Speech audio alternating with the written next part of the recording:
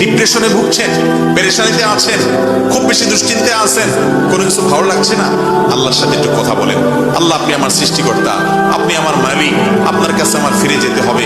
আপনার কত অবাধ্য হয়েছি, কত নাফরমানি করেছি, কত সীমা লঙ্ঘন করেছি, কত নির্দেশ অমান্য করেছি, কত নিষেধ লঙ্ঘন করেছি।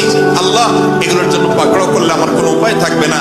মালিক, এখনো নাকের ডগা নিঃশ্বাস আছে, এখনো ক্ষমা চাওয়ার সুযোগ আছে। আপনি ক্ষমা চাইলে ক্ষমা করে দেন। আমি তওবা করছি, আর কখনো নির্লজ্জ কাজ করব না, আপনার নাফরমানি করব না। আপনি আমার অমুক পাপটা মাফ করে দেন, তমুক পাপটা মাফ করে দেন, আমাকে পাপ থেকে বাঁচায় রাখেন। আল্লাহ, আপনি আমাকে হেফাজত করেন। আপনি হেফাজত না করলে আমি নিজে নিজে বাঁচতে পারবো না। মালিক, আপনি রহম করেন। আল্লাহর সাথে একটু কথা বলেন। আল্লাহর কসম, সালহাতুস সঙ্গে বুদি দিল খারাস, আজমুদে এক জামানা খাকে বাস।